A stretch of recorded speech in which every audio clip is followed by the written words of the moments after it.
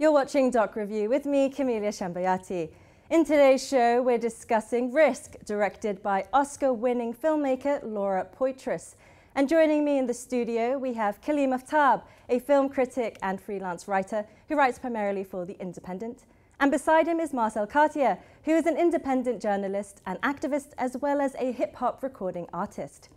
Now, filmed over 6 years, Risk is a complex and intimate character study of the founder of WikiLeaks, Julian Assange.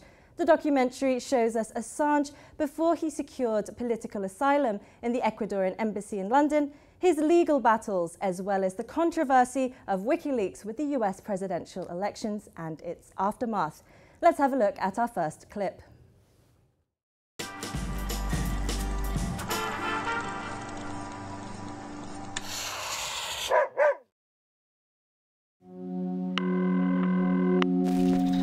Can I please speak to Hillary Clinton? I'm calling from the office of Julian Assange. This is an emergency.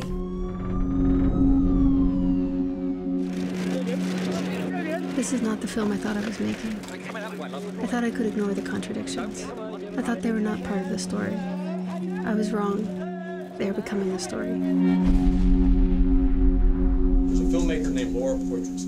Laura Poitras is known through the defense community as a documentary filmmaker who's anti-US. My detentions at the border have become more aggressive. When I got home, my apartment door was open. Did I forget to close it? Or are they sending me a message? Sometimes I can't believe what Julian allows me to film. It looks almost certain now that it's going to be Hillary versus Trump. Unless one of them has a stroke or is assassinated. The FBI is investigating the Russian government's efforts to interfere in the 2016 presidential election. To try to make it clear, we don't have a problem, you have a problem.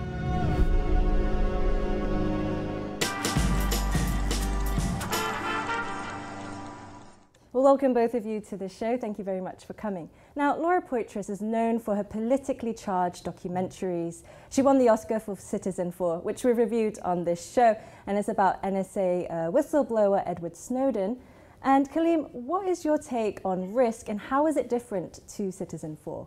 Well, I think with Citizen4, she had such brilliant and unique access because she was the person that filmed Snowden in the Hong Kong hotel room.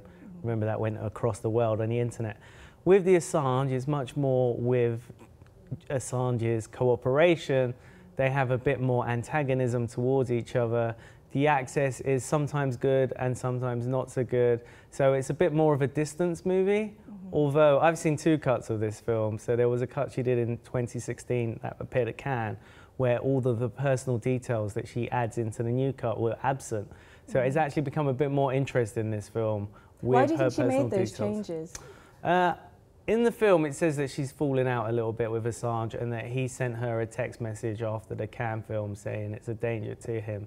I think that film was a little bit dull. It was very plain and distant. It didn't get reviewed very well. And I think she's gone back, looked at it and thought some of the criticisms were probably correct, that she should be a bit tougher on Assange, or at least look into some of the incidents or the controversies surrounding him. That's really interesting. And Marcel, if I could come to you now, what was your take on Risk?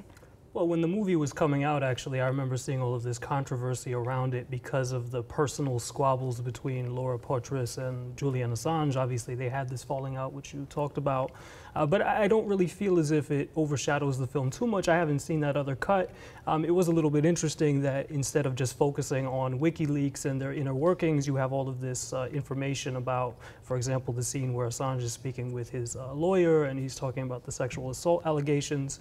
But I don't really feel as if it overshadows it too much. I think it's a very useful portrait of WikiLeaks as an organization about Assange's struggles with particularly U.S. law enforcement. So it's a really interesting point, but I want to ask you about WikiLeaks. You know, as a journalist and an activist, what can you tell us about how WikiLeaks is portrayed in this documentary? How has it changed the world? What impact has it had? And how has it changed journalism itself? Well, I think you really see the fear of the U.S. political establishment when it comes to WikiLeaks. I mean, you had people like the Vice President Joe Biden who referred to Julian Assange as a terrorist, right? And, you know, you have this ongoing criminal investigation into Assange and WikiLeaks. So I think that particularly in 2010, when the collateral murder video came out that Chelsea Manning revealed and gave to WikiLeaks, you've had this heightened situation in which the United States is very interesting in clamping down on open information and everything that WikiLeaks has been able to reveal in terms of, you have most significantly perhaps the Iraq war logs, the Afghanistan war logs. You have all of this really important information that's really been indispensable to, I would say, not only the US people to be able to understand the motivations of our government in terms of foreign policy and wars abroad, but also to humanity. I think WikiLeaks has played a very important role in being able to understand just how threatening the US war machine is. And Kareem, would you agree with Marcel? I mean, but from the documentary, do you get a sense of the gravity of the seriousness that Assange is in and the impact that WikiLeaks has? It's interesting in the documentary because there's two parts. There's a part that's filmed first, and then there's a part that goes 3 years later. And in the first part of the documentary, WikiLeaks is definitely seen as this heroic organization that has exposed all of these things that have just been mentioned. But then in the second part, when it's aimed at Hillary Clinton, there's a bit more antagonism. Is this really a good thing? Some of the initial Arab Spring stuff hasn't turned out the way. So I think there's a movement from Poitras that has seen her veer against WikiLeaks, not in terms of the exposure, but the way that she imagined the impact that the internet was having on the world hasn't turned out to be as liberalizing and informative as potent as it should be, yes. Not potent, but I think it's stopped being a thing that is always in favor of exposing governments. And now it's become a thing that has exposed the left as much as it exposes the right. And the left as a political force has kind of gone against Assange. That is a really interesting point. And I want to talk about her shift in perspective a bit later on. But for now, we'll just pause for that now as we take a look at a clip from the documentary Risk, which shows Assange trying to make contact with Hillary Clinton back in 2011 in an attempt to warn them of a security breach.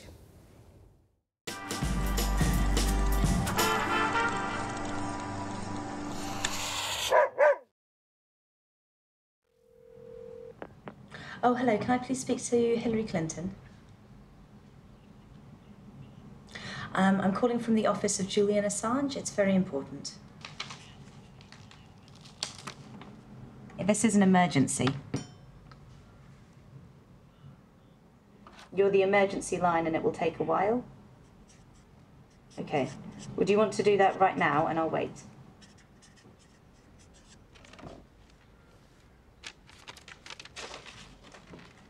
He would like to speak to her about that, yes. Okay, well, let me start by giving you my phone number. 1 moment, please.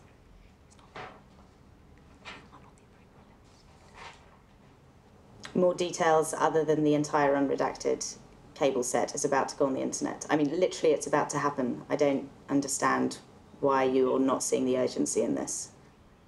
Just put him on. Who is he? Okay. Who is he? Hello? G'day, Chad. This is Julian Assange. To try and to make it clear, we don't have a problem, you have a problem.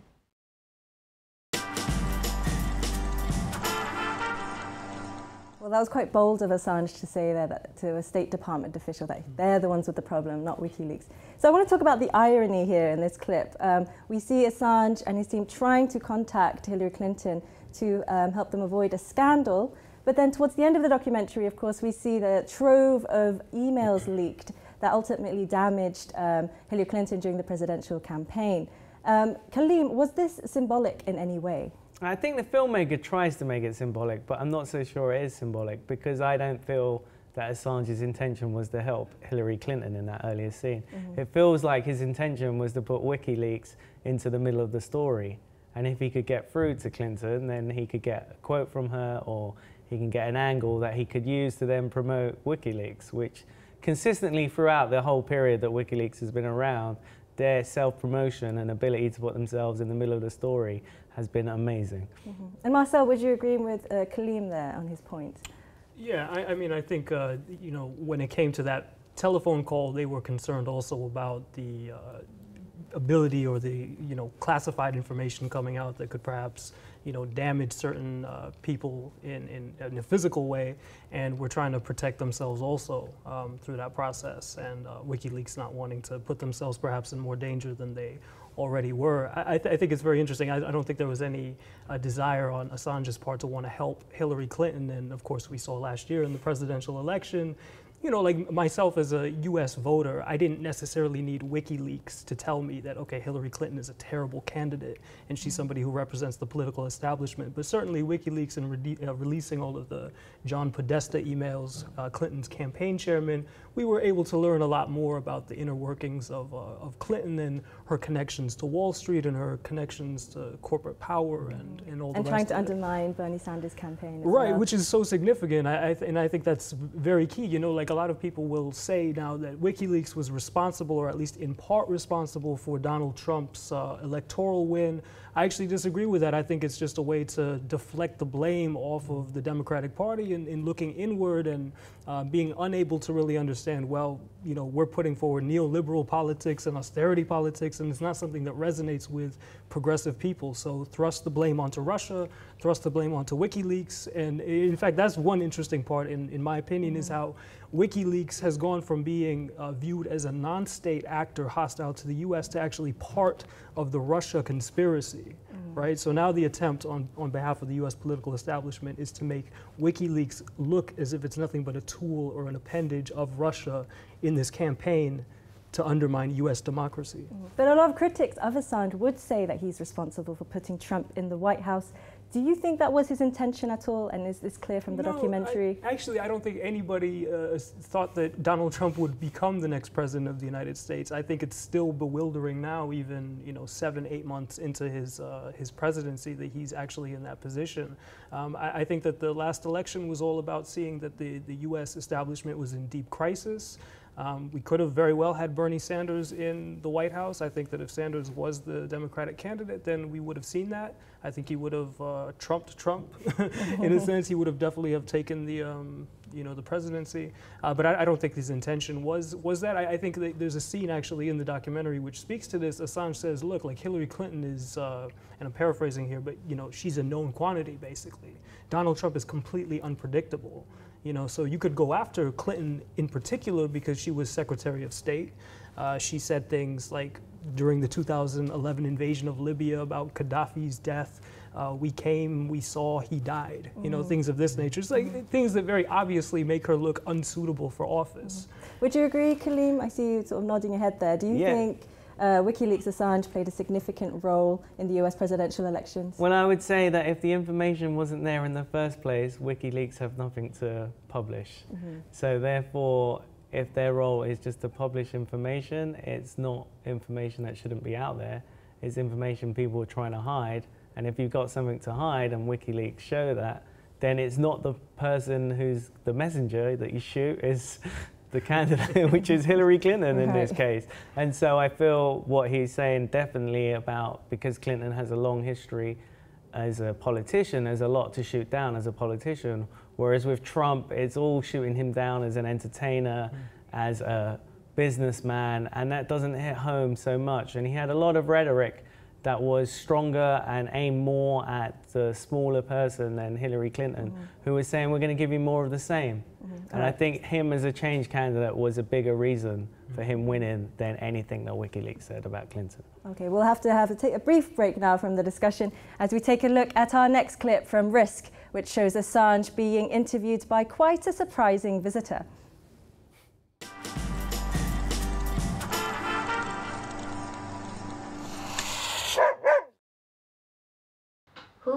Who is after you, Mr. Assange? Formally, there are more than 12 United States intelligence organizations, investigative organizations that are... What are they? After. So, I mean, those include, most importantly, the FBI, the Department of Justice, the Central Intelligence Agency, the Department of Defense and the subsets of the Department of Defense, CENTCOM, sections of the US Army, including the CCIU, the US Army's Computer Crimes Investigative Unit. Those include, in Australia, various investigations. A series of institutions. So there are, and of course the State Department, the Diplomatic Security Service here within the United Kingdom, the Home Office, the Extradition Squad, the Serious Crime, Serious Organized So basically a whole bunch of people in America. Now what about the rest of the world? So in the rest of the world, the Australian government started up what it called a whole of government investigation that included the Internal Intelligence Agency, ASIO, the External Intelligence Agency, ASIS, the Attorney General, the Department of Premier Intelligence, the Department of Defense, Australia, the Australian Federal Police, the Swedish Prosecution Authorities. Swedish prosecution. That includes the Foreign Ministry run by Carl Bildt, some aspects of the Swedish. It's become a national issue now. So a lot of people.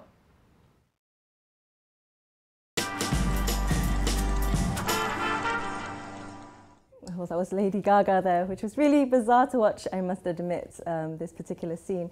And Kaleem, what did you make of this scene in the film? Why do you think Poitras decided to include this in the documentary? Because I think WikiLeaks have been great at using celebrities to endorse them and support them throughout the whole time. I think Pamela Anderson has come out in support of WikiLeaks. There's been a lot of celebrity support, so it's good to show how this is happening. Here it's absolutely fascinating because Lady Gaga's body language is so relaxed and kind of, you wonder even if she knows what she's talking about. Clearly she does because the questions she asks. Whereas Julian Assange is like so almost panicky, doesn't really know how to answer. He almost doesn't know how to deal with this situation. If you see him in other interviews, he's so calculated and cool, especially when he's talking to journalists, he kind of sees their question and flips it. But here, where someone's just repeating back what he's saying, he's kind of flummoxed by it. And I found that really fascinating. And what about you, Marcel? What did you make of this scene with Lady Gaga? It's very bizarre. I had to watch it a few times even to really wrap my head around what was going on. But yeah, I mean, I would be a little bit thrown off too if I was, sat there giving these very serious answers and the other person was basically leaning back in their chair. But I think it just, it's important as a scene, I think, because it shows the real gravity of what WikiLeaks has done and its reach also. The fact that celebrities like Lady Gaga or any number of other celebrities who perhaps may be not that political at other times are very interested in WikiLeaks, and I think it speaks to a general climate also in society that people don't really understand what's being, or they don't believe rather what's being spoon-fed to them, and they want to dig a little deeper, and I think that again, like WikiLeaks has been able to do that, and I think that's so important in society in general. And following from that clip, Kaleem, just really quickly, I wanted to ask you, Lady Gaga was asking very simplistic questions and he was saying that he's on the run. What do we learn from the documentary about why he's stuck in the Ecuadorian embassy? I mean, obviously we learn a bit about the case, but Laura Poitras very purposely, I feel, doesn't go into the details. She doesn't try and seek out the accusers. She doesn't try and speak to any of the Swedish prosecutors. She just presents it as a matter of fact that he's got to go into hiding or into the Ecuadorian embassy because that's the only safe place he has in Britain where he can't be arrested and extradited to the US. There's a great fear. She concentrates on the fear that the US are after Assange, that they will do you get anything. a sense of the paranoia as well. Yeah, the paranoia. That's exactly, they concentrates on that fear rather than on the actual case that's being brought against her, which she kind of dismisses. And in this actual second cut, she's much more forthcoming that there are contradictions there, that there's difficult issues. More so, though, with one of his collaborators, Jacob Appelbaum, but who she then reveals that she had a relationship with for a short while. And that just... There's a little bit of conflict of interest here. Well, it made me wonder why that wasn't in the original cut, right. because she had that information then, and then she's only brought it out afterwards where she's changed her mind about it, especially with the election result. So it then made me question Poitras as a character.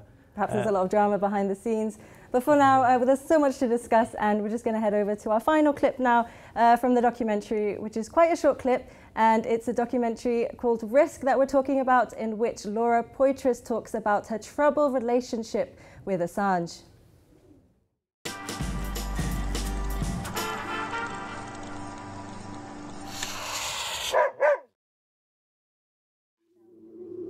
With this film, the lines have become very blurred. Sometimes I can't believe what Julian allows me to film. Ego, yes, but also brave. He is managing his image, but also being vulnerable. It's a mystery to me why he trusts me, because I don't think he likes me.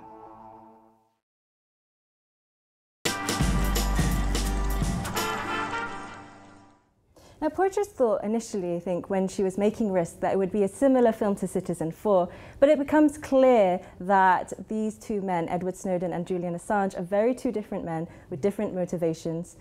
What can you tell us more about this, Kaleem, about this difference between these two characters? Well, I think with Edward Snowden, he's a very kind of mild-mannered guy. He clearly had one piece of information that he released, and he felt that that was very serious, and he knew how to release it, and he had a friendship with Poitras, who went to Hong Kong with him. Whereas with Assange, there's a lot more shady, it's a lot more, the period of time they've known each other is a lot longer, and the period this film is shown is a lot longer. So over that course, relationships, of course, are going to have highs and lows. And I feel we feel that in the film. There's a high point at the beginning, and that turns into a low. And she's very revealing in her kind of communication as a film. I think if she had even more of that, more of her own perspective, it would have made for a more interesting film, because I found a lot of the stuff about Assange was information that was out there already. And Marcel, would you agree with that? I mean, do you think Poitras's personal problems with Assange affected the outcome of the documentary? Yeah, I mean, they definitely come through. And again, like, I think that the press was completely fixated on this. I was just thinking what would have happened, for example, if these sexual assault allegations in Sweden didn't go away. I mean, they are in the past now, and Assange is technically free to leave the embassy, although he'll probably be arrested if he does here for skipping bail. But I think it would have been a completely different conversation if those allegations did not go away and he was still under investigation in Sweden. Because of that, I think there's a little bit less, let's say, risk when it comes to Assange and the conversations, for example, with his lawyer, where he comes across as maybe a little bit sexist or chauvinistic. Again, like, I don't know why Laura Poitras decided that that needed to necessarily be in the film. It was. Do you think it discredits him? I mean, as a person, perhaps yes, but I'm less interested in who Julian Assange is, like, as a personality, rather than what WikiLeaks does as an organization. I don't feel as if Assange's personal contradictions discredit the work that's been done. I think those are two separate conversations. Julian Assange could be the worst person in the world, actually, to get along with or have a personal relationship with, but at the end of the day, the work that's been done has been indispensable, again, I think, for humanity. And Kaleem, we're just approaching the end of the show now. What do you think the final message of the documentary is? Does it leave on a hopeful note for Assange, or an ominous one? I think it leaves on an ominous one because of the whole Trump thing. And then she also shows the footage of James Comey. She shows a lot of footage that we've seen on TV and have been infatuated since the Trump election. And I feel like she's putting Assange onto the side of Trump, and that's a little bit tricky, and she's calling into question his behavior. So I think it's a bit more ominous, but she's very ominous about the internet and whether it's been successful at highlighting these issues. We'll have to leave it there, gentlemen, but thank you very much for your insight and your analysis on this documentary. And that's it for this episode of Doc Review. Thank you to both my guests and to you for watching. Make sure you follow us on Twitter and Facebook, where you can find us on @DocReviewShow. Do let us know your views on today's film, and you can even suggest a documentary that you would like us to review. I've been Camelia Shambayati, and see you on the next episode of Doc Review.